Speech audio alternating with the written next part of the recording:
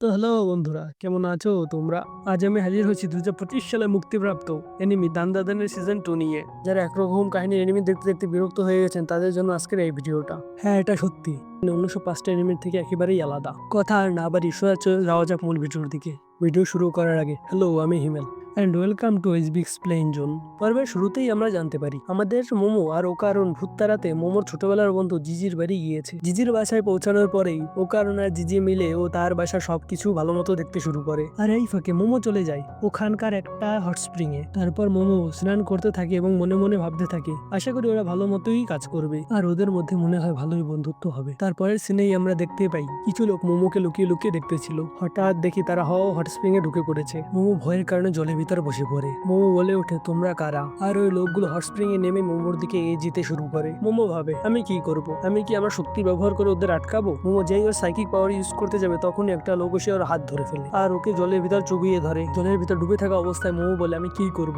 আমার মাথা কাজ করতেছে না। আর ঠিক তখনই ওখানে হিরোর মতো এন্ট্রি নেয় আমাদের কলা খাওয়ানোর এতটুকু টার্বো গ্রানি। সে এসে ওইসব লোকেদের পেটাতে শুরু করে। মোমো তখন এই সুযোগে হট স্প্রিং থেকে বেরোনোর চেষ্টা করে। তখন হঠাৎ করে একজন লোক মোমোর পা ধরে টানতে শুরু করে। এই দেখে টার্বো গ্রানি ওই লোকগুলোর উপর হট স্প্রিং এর দেয়াল ভেঙে ফেলে দেয়। এত কিছু হওয়ার পরও লোকগুলো মোমোকে ধরার জন্য এগিয়ে যেতে চায়, কিন্তু হট স্প্রিং এ ভাঙাচোরা শব্দ শুনে ওখানে অনেক লোক জড়ো হয়ে যায়। আর এই সুযোগে মোমো লুকিয়ে পড়ে। বাইরের লোকগুলো চিৎকার করে বলে এগুলো কে করেছে, তোরা করছিস তাই না? তখন ওদের মধ্যে থেকে আরেকজন বলে ওঠে তোমরা কি তো ফ্যামিলির লোক না, এই সব কাজে সবসময় তোমাদেরই কেন হাত থাকে? লোকজন জড়ো হয়েছে দেখে হট স্প্রিং এ থাকা লোকগুলো পালাতে শুরু করে। মোমো তখন ওখান থেকে বের হওয়ার পর টার্বো গ্রানিকে তাকে বাঁচানোর জন্য ধন্যবাদ জানায়। তারপর মোমো টার্বো গ্রানিকে জিজ্ঞেস করে তুমি তো জিজির ঘরটা দেখেছো, তোমার কি মনে হয় ওখানে কিছু আছে? তখন গ্রানি বলে এখন ওই জায়গাটা কোনো কাজের না, ওটা অনেক মানুষের রক্তে আচ্ছন্ন। এই কথা শেষ হতে না হতেই আমরা দেখি জিজির ঘরের বাইরে কিছু অদ্ভুত লোকের ছায়া পড়েছে। অপরদিকে আমরা জিজির ঘরের ভিতরে দেখতে পাই ওকারণ আর জিজি অনেক খোঁজাখুঁজির পর একটা দেয়ালের সামনে এসে দাঁড়িয়েছে। তাদের দুজনের মনে সন্দেহ হচ্ছে দেয়ালের পিছনে কিছু না কিছু একটা আছে।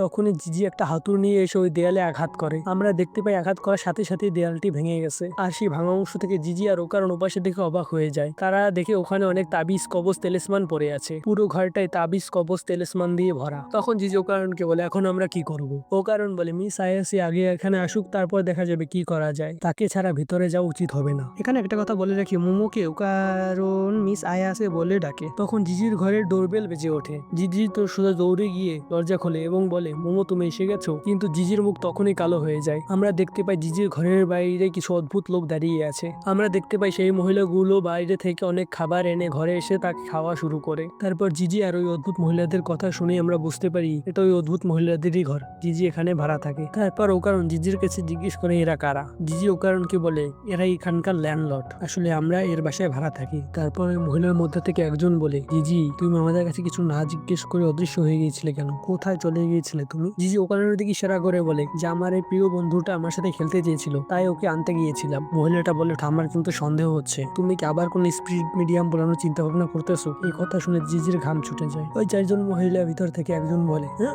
এখানে কি মজা করতেছো? দ্বিতীয়জন বলে ওঠে ভূত ছুত কিচ্ছু হয় না। তৃতীয়জন বলে ওঠে আমাদের সম্পত্তির উপর কি দাগ লাগানোর ইচ্ছা আছে তোর? তারপর চতুর্থজন চিৎকার করে বলে এখানে ভূত আত্মার কথা বলে কোনো তামাশা খারাপ হইতো না ভাই, আমার হাসি পাচ্ছে, আমার তো এদেরকে ভূত বলে মনে হচ্ছে। জিজি ওকারণের দিকে ইশারা করে বলে আপনাদেরকে ওকে কোনো দিক থেকে স্পিরিট মিডিয়াম বলে মনে হচ্ছে? এই মহিলাদের মধ্যে যে হেড সে তার বন্দুক বের করে বলে আমার কাছে কিন্তু শিকার করার লাইসেন্স আছে। বন্দুক হাতে নিয়ে মহিলাটা বলে ধরো আমি শিকার করতেছি। তখন হঠাৎ করে যদি আমার সামনে কোনো মানুষ এসে পড়ে তখন তার কি অবস্থা হবে? জিজি বলে শান্ত হও শান্ত হও। জিজি বলে মানলাম আপনার কাছে লাইসেন্স আছে, কিন্তু আপনি যদি আমাদের মতো সহজ সরল মানুষের উপর বন্দুক তুলেন তাহলে তো পুলিশ আপনাকে ধরবে। এই কথা বলা শেষ না হতেই দেখি একজন পুলিশ অফিসার তাদের ঘরের মধ্যে ঢুকেছে। তারপর আমরা দেখতে পাই পুলিশ অফিসারটা ওই কিতো ফ্যামিলির লোকগুলোকে বাঁচিয়ে নিয়ে এসেছে যারা মোমোর সাথে হট স্প্রিং এ ছিল।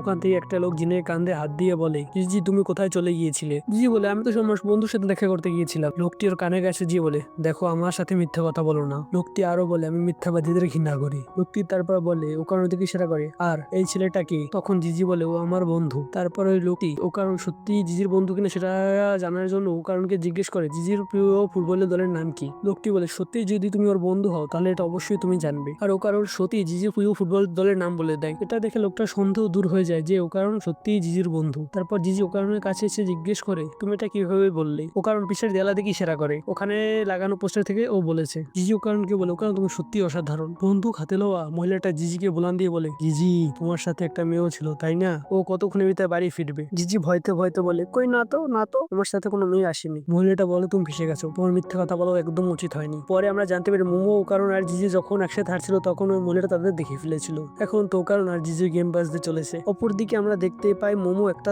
শ্রাইনে এসেছে। মোমো মনে মনে ভাবে এটা কি সেই তুসিনিকো শ্রাইন? ভাই বানানটা ঠিকমতো করতে পারতেছি না। তখন আমরা দেখতে পাই ওই শ্রাইনের সামনে একটা লোক উল্টো হয়ে বসে আছে। তারপর সেই লোকটি মোমোকে জিজ্ঞেস করে, আমি কি তোমাকে কোনো সাহায্য করতে পারবো? মোমো উত্তরে লোকটিকে জানায়, এটাই কি সেই তুসিনিকো সাইন? লোকটি উত্তর বলে, হ্যাঁ এটাই সেই তুসিনিকো সাইন। ওই লোকটা একটা অদ্ভুত স্ট্যান্ডে দাঁড়িয়েছিল। সে মোমোর কাছে ক্ষমা চাই যে তোমার এসব দেখা লাগলো, আমি আসলে এটা ইউটিউবের জন্য বানাচ্ছিলাম। ওই লোকটির স্বপ্ন সে একজন বড় ইউটিউবার হবে, যেমন আমাদের মতো প্রত্যেকটা ছোট ছোট ইউটিউবারের স্বপ্ন। মোমো কাহিনী শুনেছিল এই শ্রেণীর যে সাপটাকে পূজা করা হয় সেটা নাকি অনেক বড়। তো সে ভিতরে ঢুকে অবাক হয়ে যায়। মোমো ভিতরে ঢুকে দেখতে পায় ছোট একটা সাপের খোলস পড়ে আছে। মোমো তারপর বলে, এটা তো তুসিজিনোকোর মতো দেখাচ্ছে না? তারপর ওই লোকটি বলে যে আমাদের এখানে একটা কুসংস্কার আছে যে বড় একটা সাপ আছে, যখন তার খিদা লাগে তখন আগ্নেয়গিরি ফেটে উঠবে, যাতে ওই আগ্নেয়গিরিটা না ফাটে। তাই যখন ওই সাপটা খিদা লাগতো তখন আমাদের এই লোকেরা ওই সাপের জন্য মানুষ বলি দিত, আর এই কারণে এই আগ্নেয়গিরিটা 200 বছরে একবারও ফাটে নাই। তারপর ওই লোকটি বলে, তাতে আমার কি যায় আসে, আমি তো ইউটিউবে শুধু স্ট্যান্ড করতে চাই। মোমো ওখান থেকে বের হয়ে নিজের মনে মনে ভাবে, এর মানে কোনো তুচ্ছিন্ন ছিলই না। ও কারণ তো এটা বিষয়ে জানতে পেলে অনেক কষ্ট পাবে। আমরা দেখতে পাই মোমো হাঁটতে হাঁটতে জিজির বাসার কাছে চলে এসেছে এবং সে মনে মনে ভাবছে ওরা হয়তো একসাথে খেলতেছে। মোমো ঘরের দরজা খুলে আর বলে, পোক্কা আমি ঘরে আইয়া পড়ছি। আরো বলে, তোরা কি কোনো বুদ্ধ দেখছোস? তারপর মোমো যা দেখে তা দেখে শক্ত হয়ে যায়। ও কারণ আর জিজি মাটিতে শুয়ে আছে আর ওদের আশেপাশে সুন্দর পোশাকে অনেকগুলো লোক হারিয়ে আছে। তখন ওই মহিলাদের মধ্যে একজন বলে, যাক সকল বলির ছাগল এসে পড়েছে, এখন আমরা রেসটা শুরু করতে পারি। মোমোকে আমরা দেখতে পাই যে তার সাইকিক পাওয়ার ইউজ করে অসাধারণ ভাবে তাদের সাথে ফাইট করতেছে। ফাইট করতে করতে মোমো ঘন্টা বাজিয়ে ফেলে। মোমো ওই লোকগুলোর সাথে ভালো মতোই ফাইট করতেছিল, কিন্তু তখন হঠাৎ করে মহিলার মধ্যে একজন এসে মোমোকে ধাক্কা দিয়ে দেয়ালের ওই পাশে ফেলে দেয়, যেখানে অনেক তাবিজ কবজ তিলিস্মান ছিল। মোমোকে দেয়ালের ওই পাশে ফেলে দিয়ে মহিলাটা বলে, তুমি কে? তোমাকে দেখে তো স্পিরিট মিডিয়াম বলে মনে হচ্ছে না, তার মানে তুমি আমাদের গ্রামকে ধ্বংস করতে এসেছো। আমি এটা কোনোভাবেই করতে দেবো না তোমাকে। এক বিশেষ ধরনের রিচুয়ালের মাধ্যমে আমাদের পরিবার অনেক বছর ধরে এই গ্রামকে রক্ষা করে আসতেছে, তুমি এখানে তোমার ইচ্ছা মতো কিছুই করতে পারবে না। মোমো মহিলাকে বলে, এটা বলার তোমার কোনো অধিকার আছে? মোমো আরো বলে, তুমি অন্যের ঘরে এসে তামাশা খাড়া করতেছো। ও বলে, বের হয়ে যাও ঘর থেকে।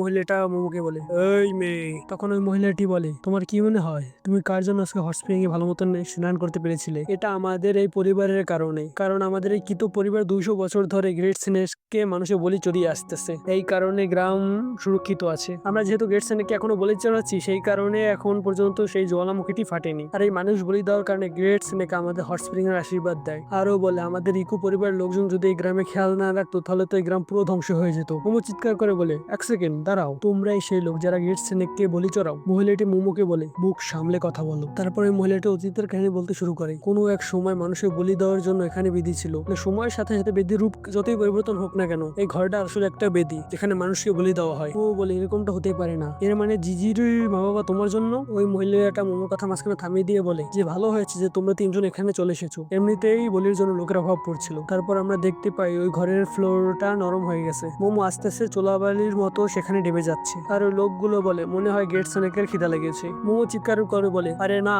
এই মাটি তো চোরাবালিতে পরিণত হয়ে গেছে, এখন কি করে বাঁচবো? মোমো তার সাইকিক হাত ব্যবহার করে বাইরে বাড়ানোর চেষ্টা করে, কিন্তু যখনই সেই দেয়ালের কাছে যায় তখনই সেই লোকগুলো তাকে ধাক্কা দিয়ে আবার দেয়ালের নিচে ফেলে দেয়। তারপর আমরা দেখি জিজি আর ও কারণ মোমোকে সাহায্য করার জন্য এসে পড়েছে। ও কারণ জিজি হাত বাড়ি দিয়ে বলে, তাড়াতাড়ি আমার হাত ধরো। তারপর আমরা দেখি তাদের মধ্যেকার ধস্তাধস্তির কারণে ও কারণ মোমো, জিজি সহ বাকি যত লোক ছিল সবাই ওই গর্তের ভিতরে পড়ে যায়। তারপর আমরা দেখতে পাই তারা যেখানে পড়েছে সেখানে অনেকগুলো ঘর রয়েছে। মোমো ও কারণকে জিজ্ঞেস করে, ও কারণ তুমি ঠিক আছো? ও কারণ বলে, হ্যাঁ। মোমো বলে, এটা কোন ধরনের মজা, এখন আমরা কিভাবে এখান থেকে বের হবো? তারপর আমরা জিজির কণ্ঠ শুনতে পাই, যে কিনা ওই ঘরের ছাদের লগে ঝুলেছিল এবং চিৎকার করে ও কারণ ও মোমোর কাছে সাহায্য চাচ্ছিল।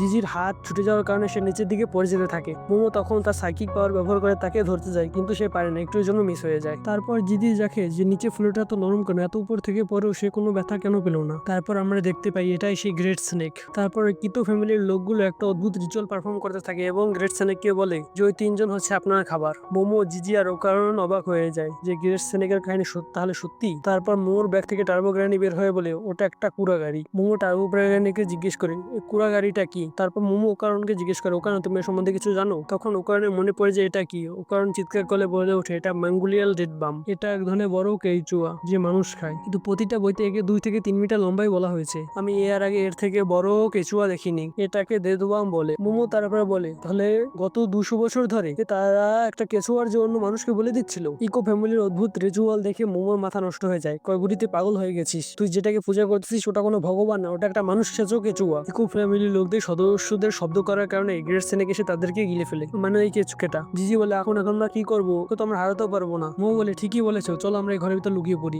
জিজি, মোমো আর ওকারণ ঘরের ভিতর ঢুকে পড়ে। জিজি ঘরের ভিতর ঢুকে দেখে মোমো আর ওকারণের অবস্থা কেন জানি খারাপ হয়ে যাচ্ছে। জিজি ওদের কাছে জিজ্ঞেস করে, তোমরা কি ঠিক আছে? আমরা দেখতে পাই ওকারণ টার্বো গ্রানির ফর্মে পরিবর্তন হয়েছে, কিন্তু এটা সেই কুল ট্রান্সফর্মটা না, এটা সেই বিশ্রী ট্রান্সফর্মটা। এখানেও একটি রহস্যময় ঘটনার উপর দিয়ে আমাদের এপিসোডটা শেষ হয়ে যায়। জিজির সামনে ওকারণ সেই টার্বো গ্রানির ফর্মে ছিল, এখন কি করবে? ওকারণ কি জিজিকে খেয়ে ফেলবে? এই অদ্ভুত রহস্যের সাথেই আমাদের এই এপিসোড 1 শেষ হয়। তো বন্ধুরা, কেমন লাগলো তোমাদের এই ভিডিওটা? আমি জানি সব উচ্চারণ আমি সঠিকভাবে করতে পারিনি, আর ভিডিওতে আমার প্রচুর পরিমাণে নয়েজ রয়েছে, এই কারণে বন্ধুরা সরি। নেক্সট পার্ট দেখতে চাইলে সাবস্ক্রাইব করে আমাদের সাথেই থাকুন।